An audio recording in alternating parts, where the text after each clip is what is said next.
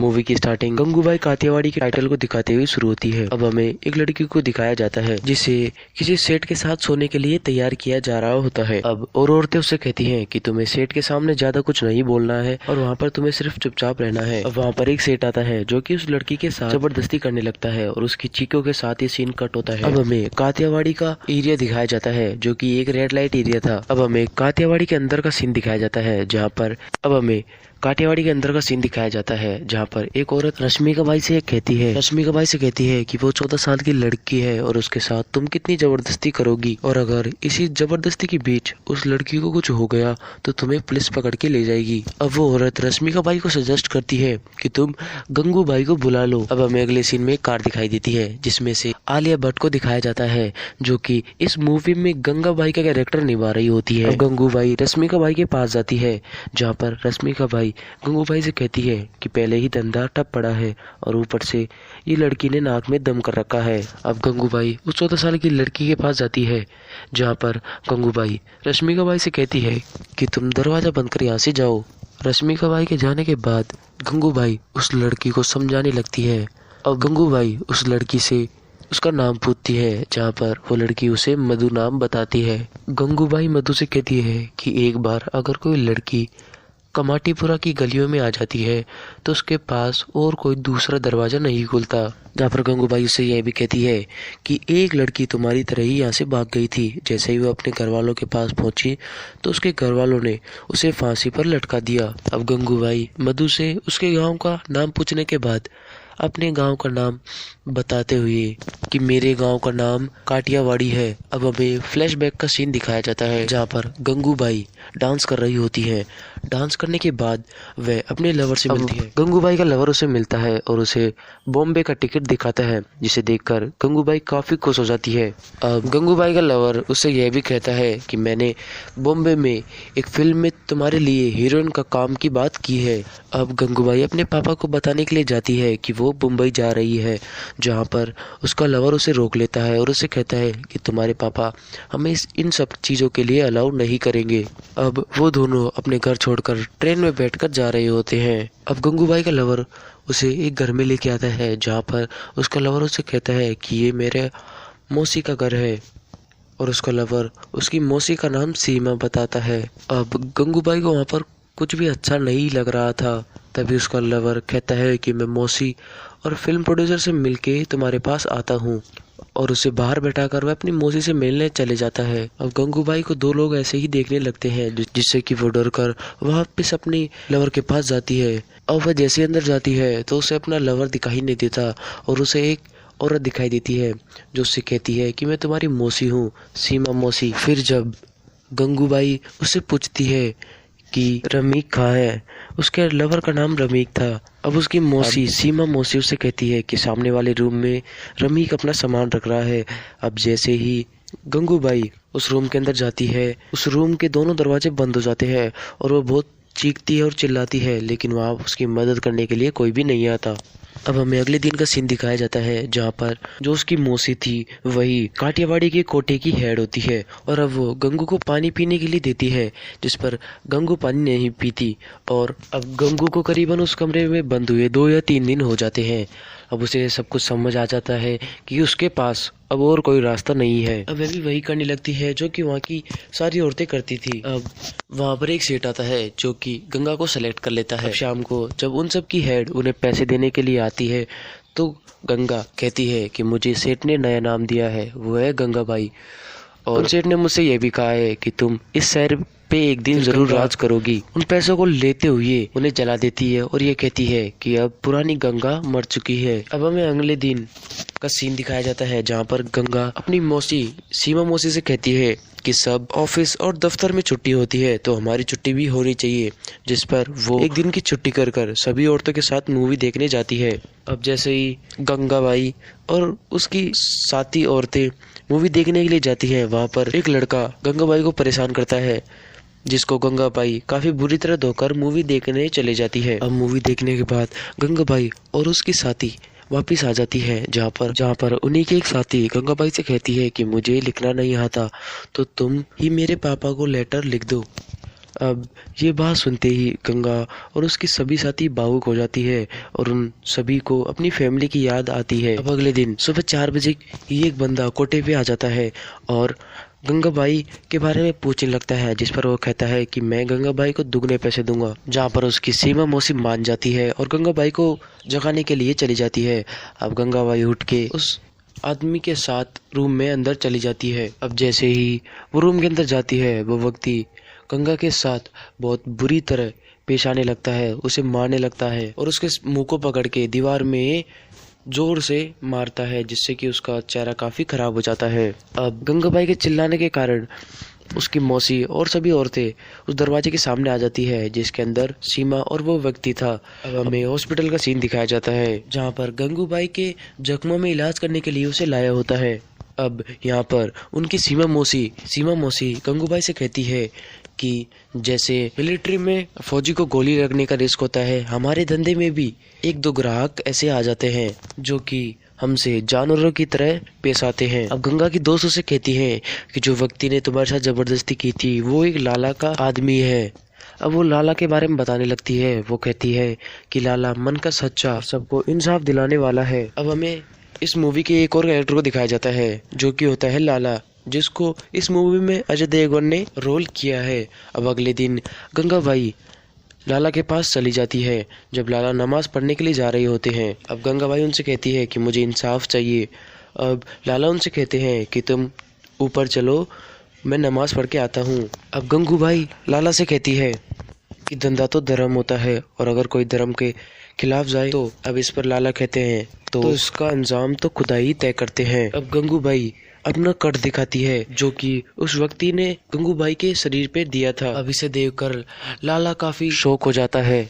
अब गंगाबाई उसे कहती है कि हमें सिर्फ और सिर्फ इंसाफ चाहिए। जहाँ पर गंगूबाई लाला से कहती है कि ये सब कुछ जो मेरे साथ उस आदमी ने किया है वो आपका ही आदमी था। जहाँ पर लाला अपने आदमी से पूछता है कि क्या ये अपने ही आदमी ने किया है, जहाँ पर उसका आदमी उसे बताता है कि ये काम अपने ही आदमी ने किया है, लेकिन इस आदमी ने कुछ दिन पहले ही अपनी फैक्ट्री से फरार है। अब लाला गंगाबाई के इलाज के लिए कुछ पैसे देते हैं, जहाँ पर गंगा लाला को भाई कहकर मना कर देती है। अब लाला उसे कहता है कि ये पैसे एक भाई की तरफ से हैं, तो तुम प्लीज इनको रख लो। अब हमें दोबारा काठियावाड़ी का सीन दिखाया जाता है, जहाँ पर वह व्यक्ति जिसने गंगा के साथ बुरा सलूक किया था वो वापस गंगा को अपने कमरे में ले जाना चाहता था। इसके लिए वह अब 4 गुना पैसे देता है। अब गंगा राजी हो जाती है, लेकिन वो राजी होने से पहले ही अपने एक दोस्त को लाला को बुलाने के लिए भेज देती है। जैसे ही गंगा उसके साथ कमरे के अंदर जाती है, वैसे ही लाला उधर से आ जाते हैं और लाला के आदमी उस व्यक्ति को दरवाजे को खोलकर निकाल लेते हैं, जहाँ पर लाला उसे अपनी गाड़ी से उसका सिर जोर जोर से फोड़ते हैं। अब वो घायलों के नीचे गिर जाता है। अब पीछे से गंगा आती है और उसके ऊपर थूक के चली जाती है, जिसने गंगा से सब कुछ कहा था कि तुम एक दिन इस शहर पे राज करोगी। वो वापस गंगा के साथ सोने के लिए आ जाता है, जहाँ पर उसकी शीला मौसी उससे कहती है कि जब से ये लाला की बहन बनी है ये अपनी मनमानी करती है। अब अगले दिन उसकी मौसी सीमा मौसी खत्म हो जाती है। सीमा की जगह गंगाबाई ले लेती है। अब वो एक पुलिस वाले को बुलाती है और पुलिस वाले से कहती है कि तुमने अब हफ्ता लेना बहुत ज्यादा कर दिया है, हमारे पास जो भी पैसा आता है उसका करीबन 40% तो तुम ही ले लेते हो। अब गंगाबाई उसे रिश्वत कम देने के लिए राजी कर लेती है। अब और सभी औरतें यानी कि उस कोटे पे रहने वाली सभी लड़कियां गंगूबाई को अपनी तरफ से तोहफा देती हैं, जिसमें सफेद साड़ी होती है, जिसपे गंगूबाई मना कर देती है। लेकिन सभी उसकी दोस्त जानती थी कि ये हमारे लिए कुछ ना कुछ तो अच्छा जरूर करेगी फ्यूचर में। और उस दिन के बाद गंगाबाई ने उस कोटे की पूरी जिम्मेदारी ले ली थी। वापिस प्रेजेंट टाइम का सीन दिखाया जाता है, जहाँ पर मधु, वही लड़की 14 साल की लड़की जिसका नाम मधु था, उसे गंगाबाई 2 ऑफर करती है, जिसमें एक टॉफी के अंदर जहर होता है, दूसरे के अंदर टॉफी होती है। यानी कि वो इस कोटे पे कंटिन्यू रखना चाहती है तो वो मीठी वाली टॉफी ले यानी कि टॉफी वाली टॉफी, और अगर वो ऐसा कुछ भी करना नहीं चाहती तो वो जहर खा सकती है। फिर वो लड़की जहर को चूज कर लेती है, जिस पर गंगाबाई उसे जहर वापस लेकर उसे उसके घर छोड़ने की जिम्मेदारी ले लेती है और उसे वहां से ले जाने लगती है। अब रश्मिकाबाई गंगाबाई से मना करती है, लेकिन गंगाबाई उसे ले ही जाती है। अब गंगाबाई अपने कोटे पर आकर अपने आदमियों से कहती है कि इस लड़की को अपने घर पहुंचा दो। अब हमें अगले सीन में एक दर्जी को दिखाया जाता है जो कि गंगाबाई के ब्लाउज को सीता था। अब गंगाबाई उससे कहती है कि जो तुमने पिछले ब्लाउज सिए थे उसमें मेरी फिटिंग अच्छी तरह नहीं आई। अब वो दर्जी उससे कहता है कि मेरी नज़र कमज़ोर हो चुकी है, इसलिए मैं अपने चाचा के लड़के को लेके आया हूँ। उस लड़के का नाम होता है अफजान। अब अफजान गंगाबाई की नाप ले लेता है। अब गंगा और अफजान एक दूसरे को धीरे धीरे पसंद करने लगते हैं और ये दोनों काफ़ी समय एक साथ ही रहते थे। अब अगले सीन में हमें गंगूबाई दिखाई जाती है, जहाँ पर गंगूबाई कहती है कि अगले कुछ ही दिनों में इलेक्शंस आ रहे हैं और हम इस बार इलेक्शन लड़ेंगे और हमें पैसों की कमी नहीं होनी चाहिए। अब थोड़ी पैसों की कमी होने के कारण वह अपने भाई लाला से मिलने के लिए वापस जाती है, जहाँ पर वह अपने भाई लाला से कहती है कि तुम काठियावाड़ी का जो भी शराब का धंधा है वो मुझे दे दो। फिर वो कहता है कि मेरे जीवन में कुछ वसूल है, मैं अपनी बहन को शराब नहीं बिकवा सकता। जिस पर गंगाबाई कहती है कि मैं शराब अपने लिए नहीं, अपनी उन 4000 औरतों के लिए बेच रही हूँ जो कि काठियावाड़ी में रहती हैं और मैं उनका फ्यूचर सुधारना चाहती हूँ। अगर मैं इलेक्शन में खड़ी हो गई और मैं जीत गई तो उनके लिए मैं शायद कुछ अच्छा कर सकूँ। ये बात कर सुनकर लाला भी मान जाते हैं और उसे काठियावाड़ी के शराब का ठेका दे देते हैं और उसमें से बोलते हैं कि इसका 20% तुम्हारा। अब गंगाबाई वहाँ से जाने लगती है। जाने से पहले लाला उसे एक कार ऑफर करते हैं जो कि विदेशी कार थी। जब गंगाबाई ना रही होती है तो तभी वहाँ पर अफजान आ जाते हैं। अब अफजान पूछते हैं कि क्या मैं अंदर आ सकता हूँ, जहाँ पर गंगाबाई उसे हाँ कह देती हैं। अब दोनों वहाँ पर आपस में गले मिल जाते हैं। अब वो फिर अपनी कार में जाते हैं जो कि दोनों उसी कार में होते हैं। अब गंगाबाई उस कार से उतर जाती है और उसके ड्राइवर से कह देती है कि अफजान को उसके घर छोड़ देना। अब जैसे ही गंगाबाई अपने घर पहुंचती है, वहाँ पर रजिया बाई के एक आदमी और एक औरत आती है। वो उनसे कहती है कि आपको रजिया बाई ने बुलाया है, जहाँ पर गंगाबाई उनसे कह देती है कि मुझे टाइम नहीं है, मैं फ्री नहीं हूँ, मैं नहीं आ सकती। जहाँ पर उसका आदमी गंगाबाई से बदतमीजी करने लगता है, जिस पर गंगाबाई अपने पैर से उससे जोर से लात मार के वहाँ से भगा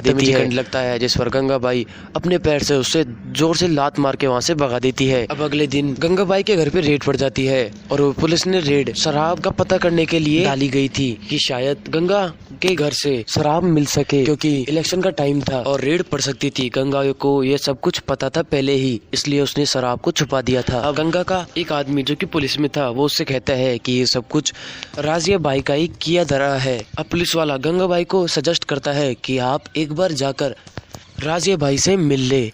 अब गंगाबाई कुछ पैसे उन पुलिस वालों को दे देती है जो कि उनके घर पे रेड मारने के लिए आए थे और वो वहाँ से फिर चले जाते हैं। और फिर वह उस पुलिस वाले से भी मना कर देती है कि मेरे पास टाइम नहीं है, मैं रजिया से नहीं मिल सकती। अब अगले दिन जब गंगाबाई खाना खा रही होती है तभी पीछे से रजिया बाई आ जाती हैं और उससे कहती हैं कि तुम्हें बाहर बैठकर खाना खाने के लिए टाइम है, लेकिन मुझसे मिलने के लिए तुम्हारे पास टाइम नहीं है। फिर रजिया गंगाबाई के हाथ से खाना अपने मुंह में दे लेती है।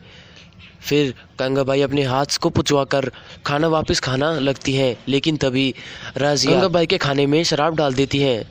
अब रजिया बाई उससे कहती हैं कि कुछ भी हो जाए इलेक्शन तो मैं ही जीतूंगी इस बार। अब रजिया उससे ये भी कहती है कि कल इलेक्शन के लिए भाषण देने हैं, देखते हैं कौन कितना अच्छा भाषण देता है। अब यहाँ पर गंगा अपना भाषण देने की जगह पर मूवी चला देती है, जिससे कि सभी देखने के लिए उन्हीं के पास आते हैं। वहाँ पर रजिया के पास कोई भी नहीं जाता, जहाँ पर गंगाबाई अकेली वहाँ पर जाकर उससे कहती है कि चलो भाषण सुनाओ, मैं सुनूंगी तुम्हारा भाषण। अब रजिया उससे कहती है कि रजिया को हराना और कोटे पे डोली लाना सपने हैं दोनों। ये सब कुछ रजिया गंगाबाई से कहती है। अब गंगाबाई ऐसा कुछ करना चाहती थी जिससे कि गंगाबाई काठियावाड़ी के लोग उसे पसंद करना शुरू करे और वह उनके लिए कुछ अच्छा भी करना चाहती थी, इसलिए वह एक आइडिया निकालती है। गंगाबाई अफजान के घर, यानी कि वो लड़का जिसे गंगाबाई पसंद करती थी, उसके लिए दोस्त की लड़की का रिश्ता लेके जाती है, जहाँ पर अफजान के घर वाले शुरू में मना करते हैं, लेकिन फाइनली वो भी मान जाते हैं। और अफजान को गंगाबाई इशारे में समझाते हुए कहती है कि एक कोटे वाली तुम्हारी बहू नहीं बन सकती, लेकिन कोटे वाले की बेटी तो तुम्हारी बहू बन सकती है। क्यों कहना चाहती थी कि मैं तुमसे शादी नहीं कर सकती। यहाँ पर काठियावाड़ी के सभी लोग गंगाबाई से काफी खुश थे, क्योंकि उसने अपने ही प्यार को किसी और के लिए कुर्बान कर दिया था। अब कुछ दिन बाद इलेक्शन का रिजल्ट आ जाता है, जिसमें गंगाबाई जीत जाती है। अब गंगाबाई खड़ी होकर भाषण देते हुए कहती है कि ये जीत मेरी नहीं तुम्हारी है, हम सब की है। और इलेक्शन जीतने के बाद एक दिन अचानक गंगा के फोन में एक रिंग बत्ती है, जिसमें उठाते ही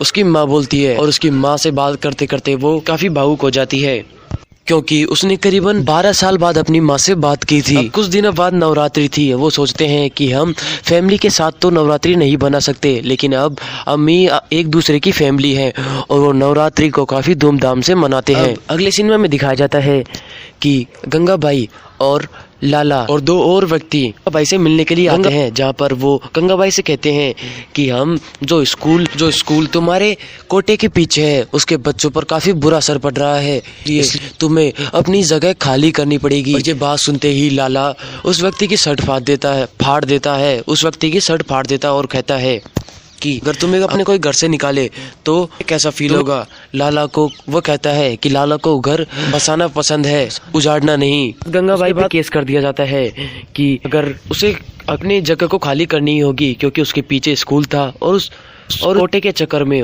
स्कूल में पढ़ने वाले बच्चों पर क्या इफेक्ट पड़ेगा, इसके सोचकर वहाँ के फादर ऐसा केस बनाकर कोर्ट में डाल देते हैं। अब गंगाबाई फादर से मिलने के लिए जाती है, जहाँ पर बच्चों को भी अपने साथ लेके जाती है, जो कि उन्हीं के कोटे के थे, छोटे छोटे बच्चे। अब वो फादर है कि तुम इनका भी एडमिशन लो, लेकिन फादर एडमिशन लेने से मना कर देता है। लेकिन कुछ देर बाद रिक्वेस्ट करने पर फादर उनका एडमिशन ले लेता है, जिसमें फादर है तो वो नाम कहती है सभी की गंगाबाई है। फादर के वहाँ गंगाबाई एक जर्नलिस्ट से भी मिलती है, जिसका नाम होता है फैजी बाई।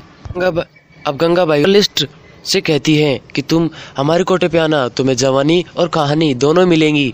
अब अगले दिन जर्नलिस्ट वो भाई से मिलने के लिए आ जाता है, लेकिन तभी जब वो गंगाबाई की फोटो खींच रहा होता है अपनी मैगजीन में, वो सारी दो गंगाबाई की बेटियां जिनका एडमिशन उस स्कूल में फादर ने कर लिया था, उन्हें किसी टीचर ने भगा दिया था कि तुम यहाँ पर नहीं पढ़ोगे। अब गंगाबाई उसे कहती है कि अब फोटो खींचो तुम मेरी। उसके बाद वो जर्नलिस्ट गंगाबाई सभी लड़कियों के साथ खींचता है। जर्नलिस्ट वो मैगजीन छाप कर कुछ दिनों बाद गंगाबाई के पास आता है और गंगाबाई को मैगजीन दिखाता है, जिस पर मैगजीन देख गंगाबाई काफ़ी खुश होती है और गंगाबाई की साथी भी काफ़ी खुश होती हैं। अब फैजी बाई गंगाबाई से कहते हैं कि मैंने तुम्हारा नाम एक कम्युनिटी में दिया है, जो कम्युनिटी बच्चों के हक के लिए और औरतों के हक के लिए लड़ती है, तो तुम्हें इसमें भाषण देने के लिए ज़रूर जाना होगा और मैंने तुम्हारा नाम अब दे दिया है। जहाँ पर गंगाबाई उससे कहती है कि ठीक है मैं चली जाऊँगी। अब गंगाबाई अगले दिन वहाँ पर जाती है और भाषण देना शुरू कर देती है, जहाँ पर गंगाबाई कहती है कि दिमाग वाला दिमाग बेचता है तो हमारा धंधा शरीर का है, हम शरीर बेचते हैं। जहाँ पर गंगाबाई उन सभी लोगों से पूछती है जो कि उसका भाषण सुन रहे थे कि हमारे बच्चों को क्या शिक्षा का अधिकार नहीं है। यहाँ पर सभी लोग कहते हैं कि हाँ सभी को शिक्षा का अधिकार है। फिर गंगाबाई कहती है कि मैं मेरे सभी साथियों को बेघर नहीं होने दूंगी और अपनी बेटियों को शिक्षा दिलाऊंगी, सभी को शिक्षा दिलाऊंगी, ये सब कुछ कहती है गंगाबाई अपने भाषण में, जिससे कि सभी काफ़ी प्रभावित हो जाते हैं और उस गंगाबाई के लिए तालियां बजाना शुरू कर देते हैं ज़ोर ज़ोर से। अब गंगाबाई से मिलने के लिए एक नेता आता है, जो कि कहता है कि तुम्हारी बात लोग काफ़ी मानते हैं, तो तुम ऐसा करो कि तुम हमारी मदद करो, हम तुम्हारी मदद करेंगे। जिस पर नेताजी कहते हैं कि तुम हमें इलेक्शन में जितवा दो, फिर हम तुम्हें प्रधानमंत्री से मिलवा देंगे, जिससे कि तुम अपना घर और अपने बच्चों की शिक्षा वापस प्राप्त कर सको। जिस पर गंगाबाई उसे हाँ कह देती है। अब अगले दिन गंगाबाई प्रधानमंत्री से मिलने के लिए जाती है, जिससे कि वह रिक्वेस्ट कर सके कि उनका घर बेघर ना हो, यानी कि वो स्कूल के नज़दीक वाला कोटा टूटे ना और उनके बच्चों को भी स्कूल में एडमिशन मिले।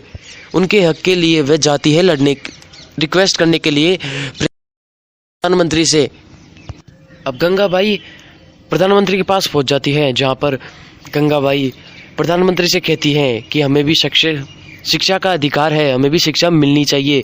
जिस पर प्रधानमंत्री कहते हैं ठीक है, हम इस पर कम्युनिटी ज़रूर बिठाएंगे। और प्रधानमंत्री उससे यह भी कहता है कि मैं तुम्हारे घर को तुड़वाऊंगा नहीं, तुम्हें बेघर नहीं होने दूंगा। यानी कि वो उस केस में गंगाबाई का सपोर्ट करेंगे। और प्रधानमंत्री काफ़ी खुश होता है गंगाबाई से। उसके बाद प्रधानमंत्री अपना फ़ोन निकाल कर गंगाबाई को दे देता है और कहता है कि आप कितने अच्छे हो, दूसरों के लिए आप कितना सब कुछ कर रहे हो। अब प्रधानमंत्री की मीटिंग सक्सेस होने से सभी लोग गंगाबाई के ऊपर काठियावाड़ी में फूल बरसाना शुरू कर देते हैं, जिससे कि गंगाबाई काफ़ी खुश होती है और सभी काफ़ी खुश थे। और इसी एंडिंग के साथ ये मूवी यही समाप्त होती है। दोस्तों, हम उम्मीद करते हैं हमारी एक्सप्लेनेशन आपको अच्छी लगी होगी, तो प्लीज़ वीडियो को लाइक और चैनल को सब्सक्राइब कर लीजिएगा।